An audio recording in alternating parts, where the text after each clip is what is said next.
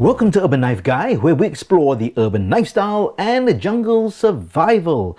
Today I'd like to introduce you to a brand of knives from Indonesia called CSF Indonesia Handmade Knives. If you didn't know, Indonesia has great craftsmen and artists, and they can make really nice knives. And I thought I'll introduce to you some Indonesian knives because you might be familiar with knives from El Salvador or Spain, but you may not be familiar with Indonesian knives, and I think they're definitely worthy of attention.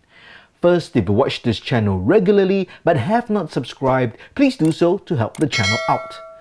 So CSF is a highly skilled knife maker from West Java in Indonesia. They have really nice fit and finish, and if you look through their catalog of photographs and all the different knives that they have made, you'd really be impressed. Now, I've been going through a tracker phase of knives. Now, the tracker style knife was designed by Russon, and this is the Russon 1981 tracker, the original that started it all. So I was interested to look at other knife makers' interpretation of it. So I asked CSF if they could do one over here. I'm going to share with you my thoughts on the design of the knife as well as the fit and finish, as I think there is a distinction that needs to be made. Alright, let's have a look at the knife. Now, as with a lot of Indonesian knives, they come in leather sheaths, and this is that style or design of the sheath. It's quite ornate, which is quite interesting, but because they're custom knife makers, if you want, you can get them to design any kind of sheath you like in any color combination, well, at least I guess brown and black, and of course the thread color can be designed. So this is really their interpretation of it. If you like this kind of ornate, kind of old school, outdoorish feel, I think this actually is pretty nice. And if you're looking for a knife collection from knives from different parts of the world, this definitely I think will add to kind of the international flavor. But you could of course get a plain kind of sheath. Now I'd say that the leather quality, which I find in general, if you just get the standard leather sheaths from Indonesian knife makers, they tend to use a bit of drier and thinner leather. But I have spoken to the knife makers, and you can always request for a more premium, thicker leather. So personally, when I look at this is too thin for me. This is not going to have that durability needed if you're going to bring this out in the field. So it's good to know that you can get alternatives, better quality and thicker leather. So this is a belt loop style sheath. Let's see, is this a snap fastener or is it a rivet? Okay, that's a rivet, so that doesn't snap open. And again, with something like this, I want to make sure this is thick. These fasteners or this riveting looks strong, so it's not going to break. So really, I think failure points might be the leather if it's too dry. So I would definitely want to put leather conditioner on this as well. All right, let's have a look at the knife itself. And this is one of the interpretations of the tracker knife. Now, I actually saw a picture of a tracker knife that they made, and to me, that really looked like what I felt was true to the Russon Tracker. But this is the one they sent me, and I think that this interpretation is not what I personally intended. So I'm going to differentiate between two things here, the design and the fit and finish. So let's talk about the design first. So in a true tracker knife, I think the main thing about a tracker knife that distinguishes it from other knives, of course, is the dual grind. You have a front heavy kind of a blade here, which is used for chopping, and then for finer work you have this kind of secondary grind over here. So this is a hollow grind, but it's got a convex edge. That's actually pretty interesting. And over here, this feels like a full flat grind to me. But what's interesting, you can see this grind, to make space for the billboarding for the logo, is actually lower than the side over here. So I'm not sure how that would affect in practical use outfield, but in any case, that is what it is. I think one thing that was missed out in this design and the understanding of the tracker is the quarter round. Right, here is the original tracker knife, and you can see there is a quarter round over here, and that is used for very fine work, feather sticking and carving and even gut hooking if you need. And this, I think, misses out on that, and to me that is an important feature of the tracker.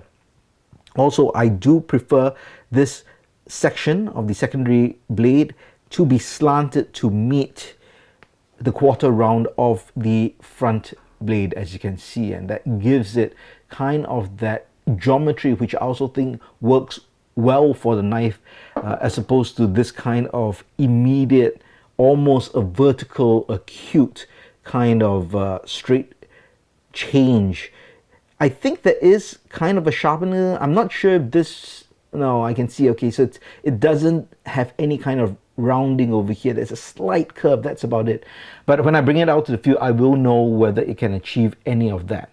The other thing that's missing, I think, from the tracker knife is this over here, which is the saw teeth from the front. And that's for creating notches, for trap making, or to create tent stakes. It's not essential, but it is one part of the design philosophy of the tracker knife as a 1-2 option. There's also no jimping over here, which can help with just having that purchase or secure grip. So you could say this is a very plain interpretation of the tracker knife, but personally I think it's missing some of the design elements that I'm looking for in a tracker knife. Now let's talk about the other component, which I think is fit and finish. And I think this is excellent. One of the best Indonesian knives in terms of fit and finish. I'll talk about, okay, some specs first maybe. So this is 5.5 inches in terms of the blade length. The handle length is 4.5 inches. And you get an overall length of 9.5 inches. It weighs 380 grams or 13.4 ounces. It is D2 steel, and in terms of the thickness, this is 5 millimeters, which is very similar to the original tracker as well. Well, I think it's even thicker. It's probably 5.5 mils. So let's measure this up. Yes, so I can confirm this is 5.5 millimeters, so even thicker than the original tracker. It's really got a good weight on it. But as I said, fit and finish in terms of how the handle is done, the full tang, and just the way the handle is sculpted, feels really good. Overall, the finish really premium. I think as good as any fixed blade I've seen in or out of Indonesia. So, and judging just by the catalog of products, I can tell they are a really good knife maker, and I'll definitely be looking at them at other knives. The handle is Ebony, which is a hardwood, and they do have an exposed pommel, as you can see here, but it's got this hook. Not sure what this is, whether it's just purely aesthetic, or maybe it's just they wanted to show what they could do in terms of just hand making to some kind of ornate design. And again, if you look at the catalog of products, you'd see a lot of intricate work that they are able to do with both traditional methods and modern making, but all handcrafted. So my thoughts on this would be, from the perspective of the design intention of a tracker, I do not think they got it. I think they've missed the mark on several parts. However, in terms of fit and finish and quality of build, this is the best I've seen. And I think if you talk to them and ask them to make a knife to your specifications or what you want, or even tracker style knife with the correct intent, I think you'll be really happy with the product, because I think this is just overall a good knife, and I'll definitely ask you to seek them out.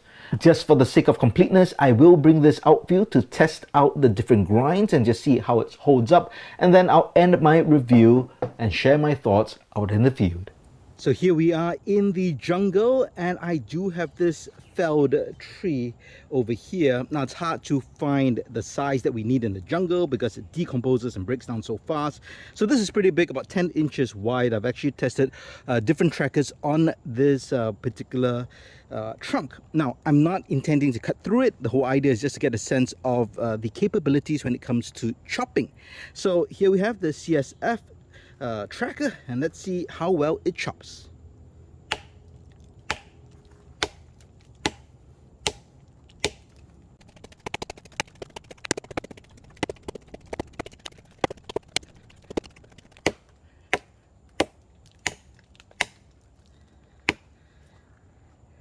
So that's about 2 minutes worth of chopping, and I've got to say, compared to the Russon Tracker and the Big Cat Raw tracker, this chops so well. Look at that. in terms of how deep and how much I got compared to this one over here, and that's about the same amount of time. Now, this CSF tracker is smaller. It's a hollow grind as well, but I think it's just done really well in terms of the grind, and it worked just so well, easy to chop. Now, if I were to have one complaint, it'll be the length of the handle. It is not long enough in my opinion, because when you chop, you pull back. There isn't a lanyard hole for me to put a lanyard pinky. You also have this kind of a design element over here where your pinky would catch if you're chopping, so it's not very comfortable. So I would say if this was slightly longer, there's a lanyard hole, it would actually be a even more efficient and more comfortable chopper. But as you can see from the blade grind itself and just how it's made, that's pretty impressive. So we're here with some bamboo because it's an invaluable resource in the jungle. Let's see how the CSF tracker does with slicing bamboo.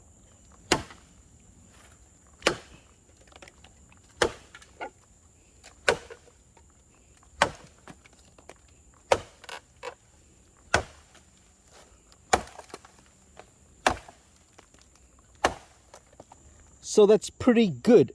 It cut through really effortlessly. I would say I'm really impressed with the grind and just how well done this blade is, and just slice through as it would. Again, same complaints with chopping. I think the handle is not large enough. I think this pommel and this hooked end gets in the way for comfort.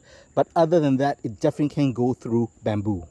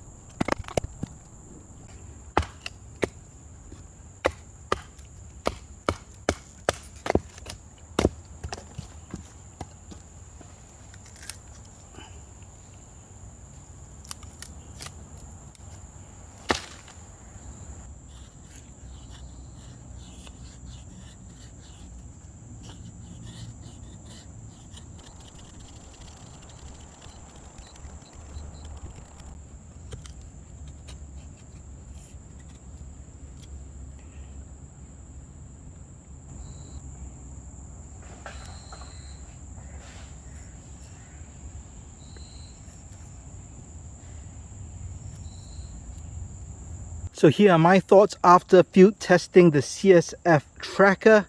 I think a lot of things that I said during the tabletop review and as I tested it still stand.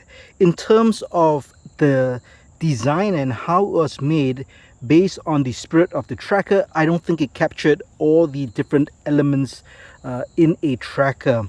Now it looks like it, but I think that the actual design intent and how it functions could be a lot better. Having said that, it is a highly functional knife, and I believe that's just due to the quality of the fit and finish of the knife, the blade grind, the heat treatment, and just overall how well it's done. So imagine if this was done properly, I think this would be a beast. This actually chopped much better than I had imagined.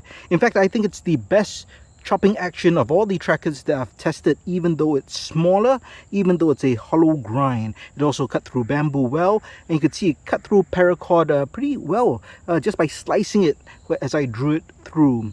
For feather sticking, also pretty decent. You could see the curls. I have it over here. It could get really nice curls, and I would say that even though this quarter round is not really a quarter round, it did have enough of a roundness that I could use that to do feather sticks, and it could get quite fine shavings, although most of the time I did use the main blade. So that hollow grind here, or maybe the flat grind on one side, it's hollow grind on one side and flat grind on the other side, so it's a bit strange in that sense, but it did create a pretty decent feather sticks.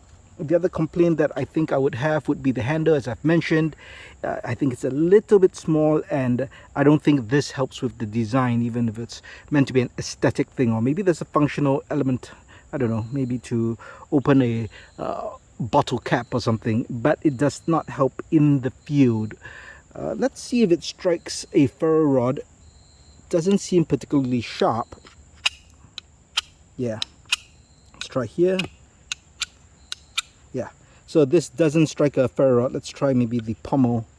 Oh yeah, so that strikes it really well. So I guess that works pretty well. Okay, so you can create a fire using the pommel over here. So overall, I would say as a bladesmith, I think CSF is probably a really good bladesmith. But when it comes to this tracker, I think they missed the mark in terms of the design. But what do you think of this field test and my thoughts on the tracker in general and how they put it together? Let me know your thoughts in the comments below. If you liked the video, please give it a thumbs up. And if you like the content in general, please subscribe to the channel and hit that notification bell. Thanks for watching. Talk to you soon.